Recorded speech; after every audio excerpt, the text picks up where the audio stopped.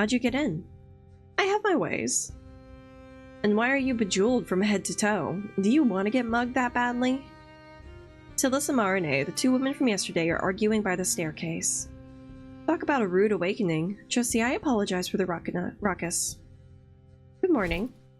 Marine climbs the stairs and places a bundle of clothes on the stool next to you. These are for you. Thank you. You stretch your limbs and sit on the mattress. Clothes are a most welcome gift. You have never seen garments like these before, yet your fingers know what to do. They close buttons, secure belts, and adjust the jaw butts on your neck. Ooh, I'm fancy. The pin that secures you is particularly beautiful. The dream that so vividly haunted your sleep comes back to you. In it, something called the Abyss spoke to you. I got gifts. I can control minds, I think, when Thrall was. You feel different, more aware, more grounded. Once you finish dressing yourself, and you head downstairs. How much is all of that worth? That is none of your concern. Ladies aid me. I'm just saying that if you sold an earring or two, you could let her stay in a better place. Hey there. Whoa, talk about transformation. I'm pleased to see that everything fits. Yeah, how come everything fits? Silas reaches out with her hands. I'm gonna let her touch me. She runs her fingers over the fabric on your arm. Feels expensive, too. Don't tell me you had clothes ready for her. That's correct. How? The garments were left in my care by... Rather than telling, she makes a vague, forced gesture. And they were left in my care, just like the safe house. I would have brought them with me yesterday had I known you were without. It's a good thing you didn't. All that blood would have ruined them. Marine shudders at the memory. And by the way, are you hungry? Look what she brought. Dozens of puffy pastries are neatly stacked inside of a small basket. Marine takes one, then gestures for you to serve yourself. The meat inside is savory, and the taste is new and welcome. The crumbs, less so. You feel a bit better. Don't talk while eating. I feel better. You look more alive than yesterday. Say, you must have questions. We came out of nowhere and set fire to the place, and Miss Fancy Schmancy over here even had a place lined up for you. Not like I'm complaining. Allow me to be crystal clear, then. While last night was the first we had laid eyes on one another, and you, for that matter, Silas and I appear to have the same goal.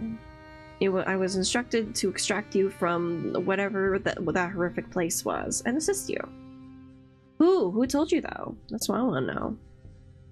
Yeah! Who? I'm afraid I cannot disclose that. If I was a betting woman, I'd say it's one of those strange people from the halls, you know, since she is one of them. Your memories fail you, and the whispers soon fill your mind with images, feelings, flashes that paint you a picture of the Carolisa's halls of elevation, the cradle of magic. Oh, interesting. Go to the guilds for the aptitude. Oh, okie dokie. A lot of words. Meals! There's a lot of world building. I like this. I also cannot tell you who hired me because I have no idea. Not because I don't want to tell you. I don't have fancy stuff to give you. My job is about to be paid handsomely to keep you out of trouble until the said pay runs out. Your breakfast companion's admission makes one thing clear. If nothing else, whoever it is, someone clearly thought you required protection. That blank face you're making isn't good. Did any memories come back to you in your dreams? Any names or hints as to who you are? Envoy. And who did you speak for? The Abyss. Oh, there's no need to make stuff up you can't remember. Silas seems convinced that you are lying to save face, but Marine's pensiveness tells you that she might believe you. So I know we're supposed to help her, but... help her to do what? I don't imagine you'd know, miss. Marine's lips pursed together. That's a no from her. If the presence in your dreams is to be believed, then you are to bring the darkest hour forth and destroy the false sun, whatever that might be. Only thing I can think of would be regaining her memories? Marine makes a face. I think we should take a stroll and let her see the city. And since I'm supposed to be guarding her and everything, maybe we could stop somewhere and get a mattress for me as well. Fate beckons her, and all you're concerned about is a mattress? Barney definitely knows more than what she is telling you. Yes, because when sleep beckons me, I'd like to have something between my arm and the floor. Hi, Tiger. How are you? Pragmatic to the point of... Orgy! Maybe! Hi, Tiger. Thank you for giving Crumpy orgy. Not hearing any better suggestions. To understand what the darkest hour and false sun are, a visit to the city seems to be indeed in order. It could be a chance to further rouse the whispers. Barney and Silas dismiss them at first, but they could be the key to understanding what the Abyss wants from you. You lay your eyes on Barney, and a voice soon wraps around your ear. Thank you for the head pats. Appreciate. Thank you. What is the price of freedom if its shackles bring comfort? It's cryptic, yet points to something. I would like to see the city. Silas gives Marine a smug look. Very well, let us go then. One thing's first. Silas produces a sheathed dagger from the hidden pocket in her vest. Take this, Chussy. Thank you. I got a sword. I got a dagger. Probably secure it onto your belts.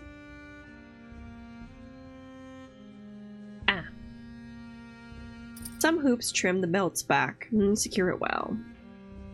Nice, a bit out there, but not as much as Mrs. Earrings, however. Marine gestures towards the front door. There's a black cloak hanging from it. You'll cook alive in it, but it will conceal the dagger. The fabric caresses your fingertips, light yet sturdy. After you. Silas opens the door and walks out, and you follow her. A sharp smell makes your nose wrinkle. Ugh. Marine fans her face. I forgot that this part of the city doesn't have sewers. I hope the rest of the district is more pleasant. Not really, but houses become fancier the closer you are to the canal. Ooh. Once you reach the main street, the stench of urine is replaced with a fragrant scent of fresh bread and sweetness of butter. Oh, thank God we're out of Piss Alley. Oh, goodness. People come and go, carrying tools or barrels. Loud hammering from a workshop punctuates the air. The buildings on the other side of the canal are in much better state, just like Silas said. Does it bring back any memories? The view? Your eyes cling to any details that catch your attention. The bell tower of a shrine, two bridges forming a sinuous reflection on the water, the city guards with their shiny halberds. That's a no. Doesn't surprise me much. Chussie's not dressed like someone who would hang out on this side of the canal. Where would I be hanging out? Huh? She points to with her thumb to the houses across the canal. Where the rich people are. The austere tolling of the bell piques your interest. That comes from the shrine over there. Ooh, fancy. An old statue stands in front of the shrine, armed and at the ready. Many of the details carved into the marble have been lost to time. And who might the statue depict? I think it's one of the generals who fought in the war 200 years ago or so. You look around for a plaque, but don't find any. The building behind the statue has a squat bell tower decorated with rising half sunburst. A single whisper gives you a cryptic remark. Rays of the false sun are sharp like daggers. Not helpful. Seek them under stone and tears, where lives are exchanged with a venom-filled kiss. I think the Abyss just likes to hear itself yap. How dare you? Jessie, what's wrong? Nothing. Who's worshipped here? What or who is worshipped here? Silas looks at you, scandalized. How could you forget about her? She lost her memories, remember? But it's the goddess we're talking about, not some schmuck. Marine rolls her eyes. This shrine is dedicated to the Lady of Dawn, the first aspect of the triune goddess. Look at the symbol that decorates the windows. The sunburst is rising. When you see it setting, that means the temple worship that. I can words so fucking good. When you see it setting, it means that the temple worships dusk. The two halves joined in full sunburst form the symbol of the prime sun. That was pretty thorough. Now you remember, right, Chussy? You don't. I do. Phyllis doesn't seem to convince, but she drops the topic. The shrine is oddly quiet. Yeah, no point in staying here. Of all the bridges that connect the two halves of the city, Silas tells you that only two can be accessed on foot. Those are called twins. They say if you keep taking one over the other, bad things will happen. Who says that? Everybody does. Varna shakes her hand in disbelief. I'll be taking the southern one. Gotta keep scores equal. But I will be taking the closest one. They both look at you. I like Silas. She's my girl. Varna leaves without a word, and Silas chortles. Can't believe it worked. She took the bait. Hook, line, and sinker. Why'd you want her to leave us? She seems to despise me for some reason, and she's always so serious. Did you see her face? It's like she was above me or something. It's because I pretended to believe in a silly superstition. You two really don't like each other. I don't think she likes people. I do like the paintings. The landscaping, the design, the backgrounds, that's the word. The backgrounds are very delightful. Very cute. Those who are not walking are selling trinkets or begging for coins with ragged hands. A lone statue stands on the rails, that of a man holding a vast emerald-eyed fish. The gemstone catches your eye even in the shadows, and cut to catch light from all angles. In the distance, two city guards keep watch, on the statue it seems. Any memories coming back? None at all. The voices of children ring like bells as little figures run among the passers-by. Mine are. You see the squirts?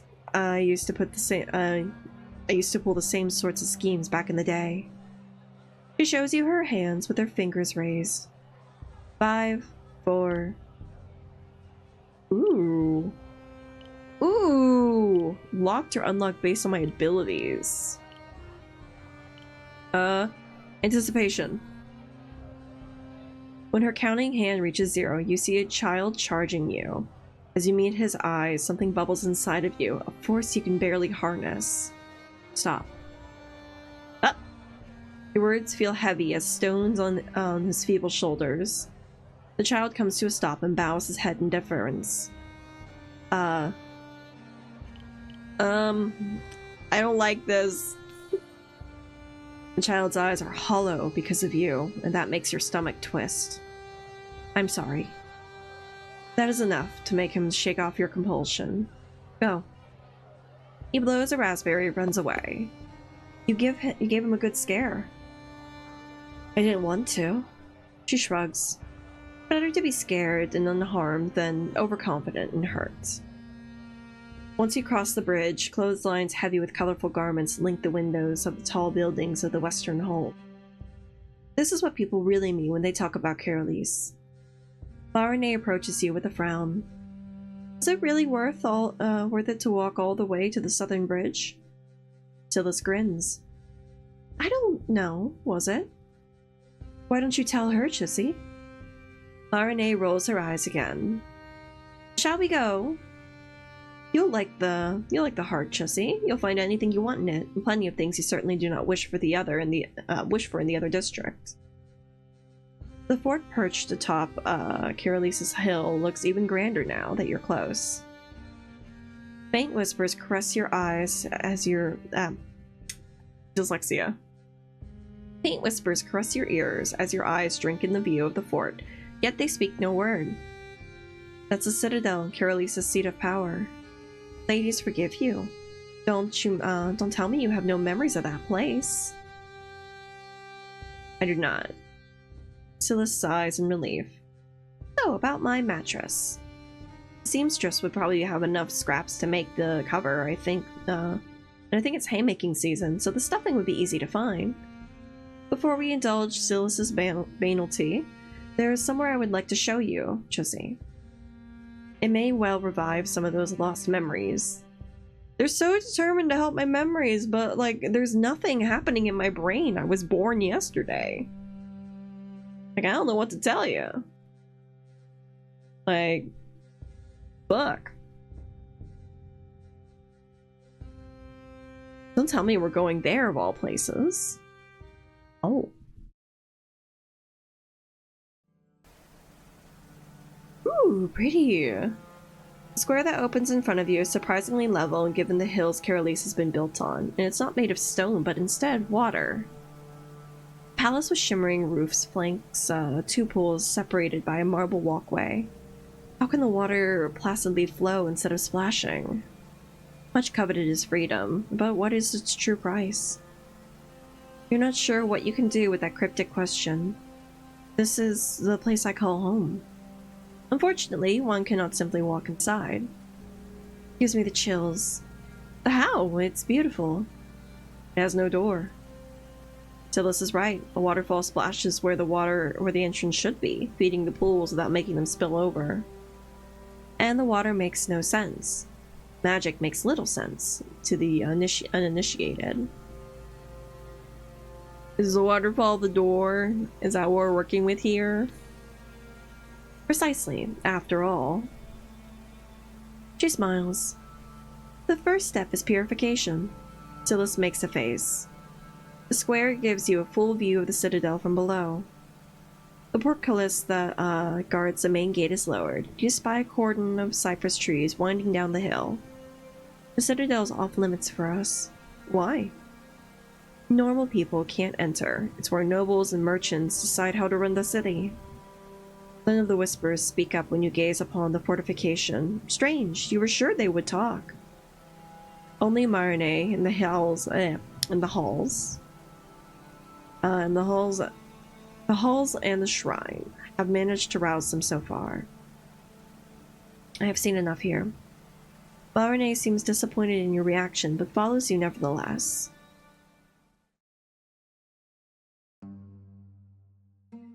The crumbling remnants of the wall mark the old perimeter of the city. Carolis used to be much smaller centuries ago. A woman takes a brick from the wall and places it into her wheelbarrow. The guard stationed nearby ignores her. Hey, how come the safe house looks so nice? Does it? I was expecting it to have a leaky roof, or mice, or no stairs. The interior has been maintained well, carpet aside. It only needs a little bit of cleaning. Did you clean it? It's easy for her, right, with her whoosh and wah. Whoosh and wah. The only shop nearby appears closed. Its windows are caked with so much dust that you can't see through them. Inside, someone is carving a line through the dust with their finger. It forms the petals of a flower, and soon another stem follows. I didn't know it was closed. The Hand of Piety. What a name. What does it sell? All sorts of stuff people pawn. The owners never ask questions, so I used to stop by often. How long since you visited it? A month or two. Bummer, we could have found my mattress there. The person inside the shop keeps scraping on the dusty window, adding details to the petals of a flower. We should come back once it's open. Yeah. I'm so dehydrated right now. Give me a second, I got... Like, my mouth is... frothing? Is that the word? I don't know, foaming. There's foam inside my mouth. That's not normal.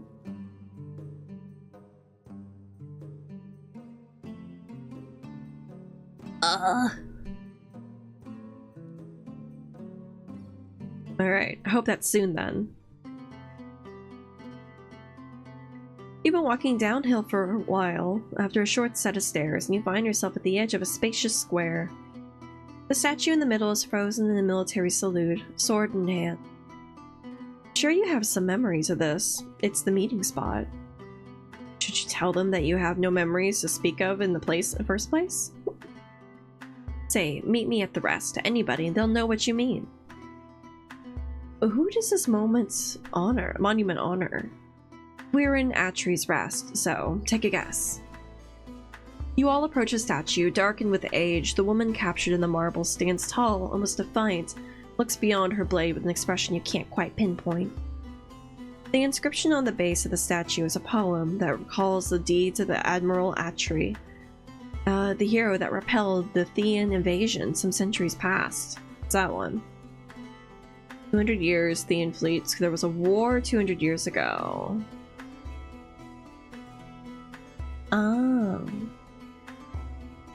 Ba ba ba ba ba. Music is so delightful. You see the smoothness of her foot? If you climb the statue and rub it, it brings good luck. Hi, Alloy! Yeah, we're gonna date those 2D beauties. We're gonna smooch the fuck out of them. We got a lot of variety. We have the girls right now, but there are also some guys we've yet to meet. Happy Valentine's Day! Yeah, happy Valentine's. Hope you're having a delightful day. Getting a nice little treat for yourself.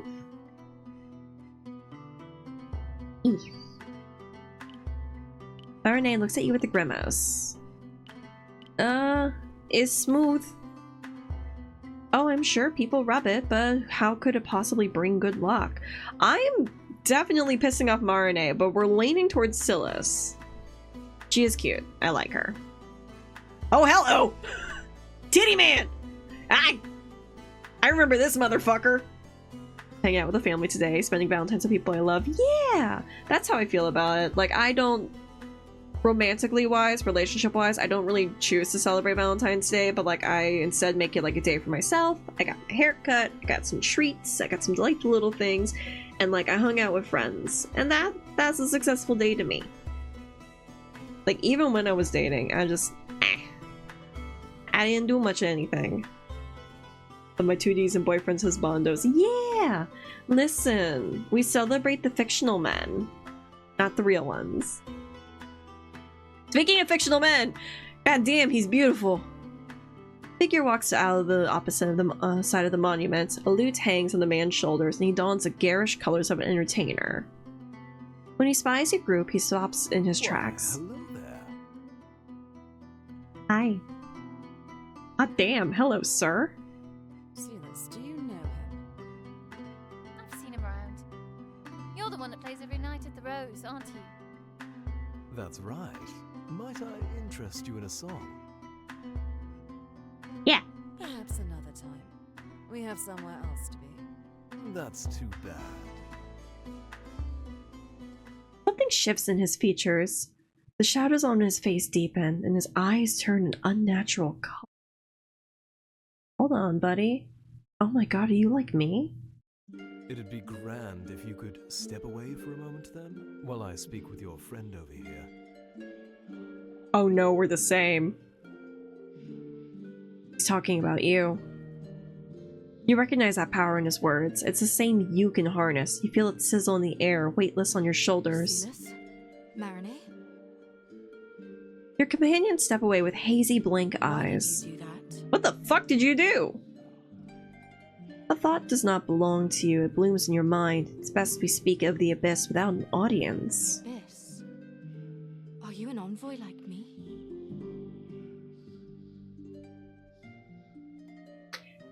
He's morally grey. I like him. Harsh, or you'll blow my cover. To anybody else, I'm a harmless little minstrel. The fucking trophy is my eyes are up here.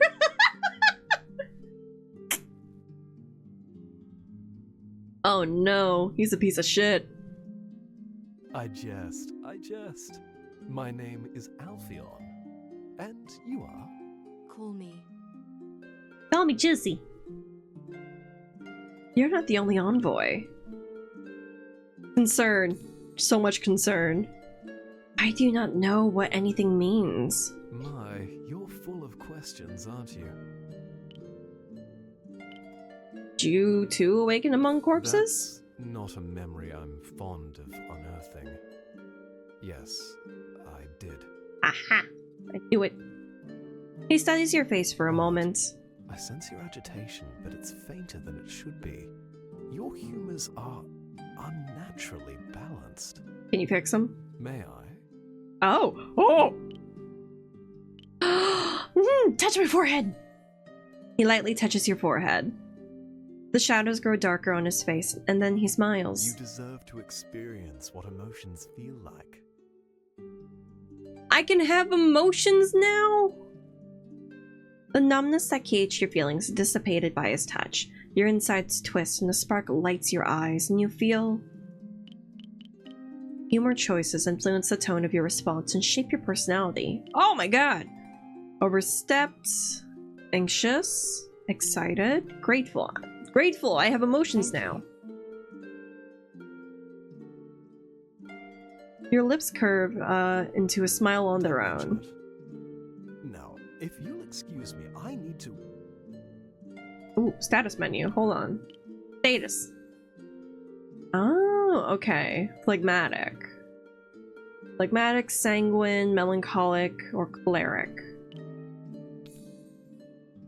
Can I see the status of my love interests?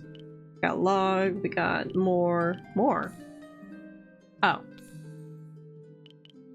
Who's saved? It's been a bit. Wait.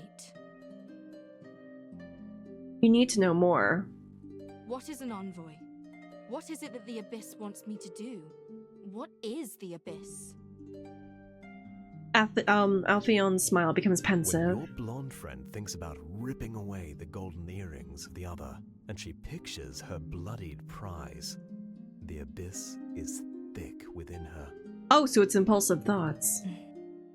When your elegant friend daydreams of a scented bath and the languid touch of a lover, the Abyss drips from her thoughts. How do you know that? I am very good at reading people. An act of violence begets the Abyss, but an act of love does as well. Ah. Contradictory, no? It doesn't sound right, yet it is. Alphion beckons Silas and Moraine to come Wait, forth. I said... I should be on my way. You get one more question. Can you kiss me? Ooh. Only one. You think of what to ask. The whispers, what do they want from me? Why are the whispers not telling me anything about you? Where are you going? Where are you going? Yeah, where are you going? Don't leave. To meet a friend, have a drink, and have her spout abuse at me. What? Oh, who am I kidding? You do get one piece of advice. Don't let your friend sleep on the floor. Before you can say anything, Alphion snaps his fingers. Silas and Moraine stagger forward. Silas, do you know him? Yeah, I've seen him around. You're the one that plays every night at the Rose, aren't you? How powerful must he be to muddle their thoughts for so long and leave them without recollection? Please, call me Alphion.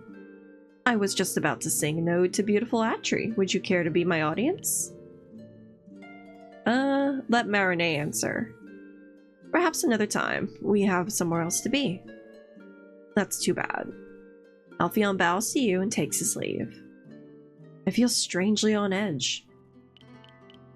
Want to go back to the safe house? Do you want to go back and rub Atri's foot? Is there anything I can do for you? What does that mean? You need help? Can I do anything for you? No. She interrupts herself to look at you. Something happened to you. Did it? I got emotions. Maybe. Maybe. Ah, so you can smile. Shall we go? I believe we were looking for a mattress for you, Silas. We are? Moraine doesn't hide her displeasure. I know just the place.